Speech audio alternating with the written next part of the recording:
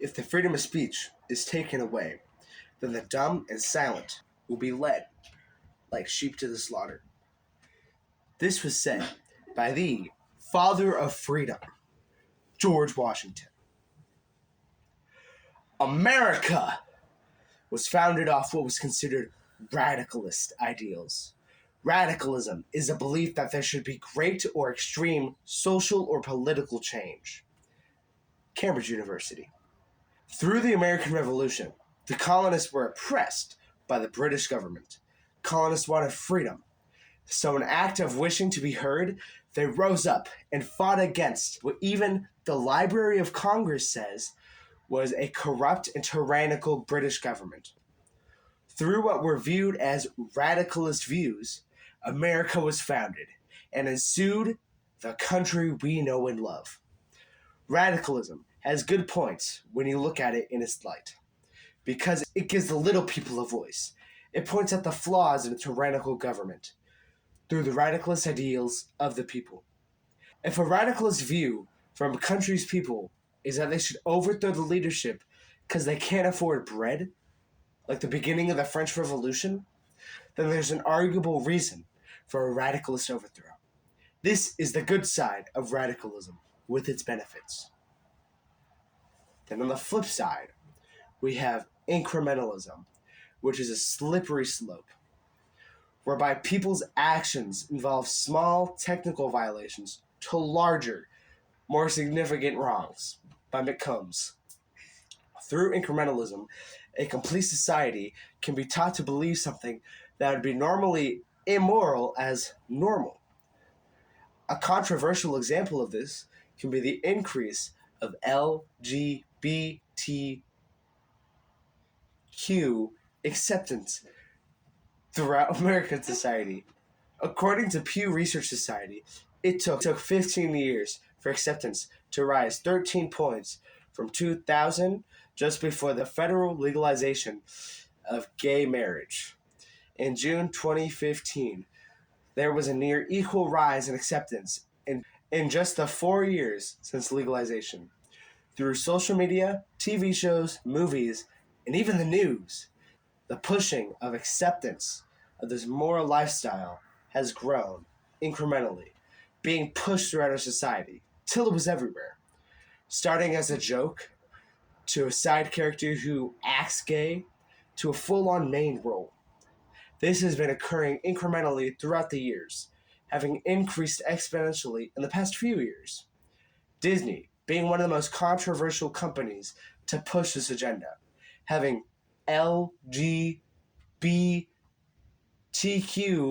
characters in what would be considered children's TV shows and movies.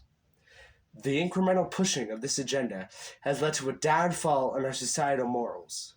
Like society is a frog, and this agenda is a slowly boiling pot. In this light, radicalism is better than incrementalism, and I affirm the resolution. I use emotion for the many, and reason for the few. This was said by the radicalist himself, Adolf Hitler. Radicalism has many upsides, but because we're human, there are people who will use this radicalist way for bad. Hitler being no exception. He was a radicalist with wild ideas. According to dailyhistory.org, Hitler came to power in January 1933. 2 months hence, on March 23rd, the Enabling Act was passed through the Reichstag. This legislation essentially voided the Weimar Constitution and created a legal dictatorship under which Hitler no longer needed any approval from the Reichstag to enact any new laws. Further, on July 14th, he declared that the Nazi Party, or National Socialist Party, was the only legitimate recognized party in the nation. Through a tremendous propaganda campaign, he appeared as Germany's messiah, their savior, and established a massive following. As his popularity grew, he deemed the time appropriate for Germany to annex European lands that house an ethnically German people. Hitler's use of radicalism reshaped German society, in its entirety. Using radicalism, he became one of the most well-known dictators of the world. Yet, even though there's a downside to radicalism, that doesn't mean there aren't other options.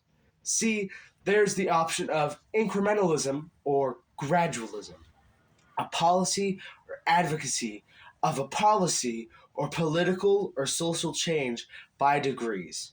Merriam-Webster. The American Constitution was constructed, refined through this idea of incremental change. As the country changed, so would its rules and overall beliefs. For example, the 11th Amendment was ratified in 1793. The 12th Amendment was ratified in 1803. The 13th Amendment was ratified in 1863. The 14th, 1865, and so on. The 13th and 14th being of great importance to American society, having learned our wrongs and fixing them in the way we know best, incrementally. Freeing people from the threshold of slavery, America is built of the idea that we are people and make mistakes through this incremental change. We can adapt and attempt to prevent this wrong from occurring again in the future.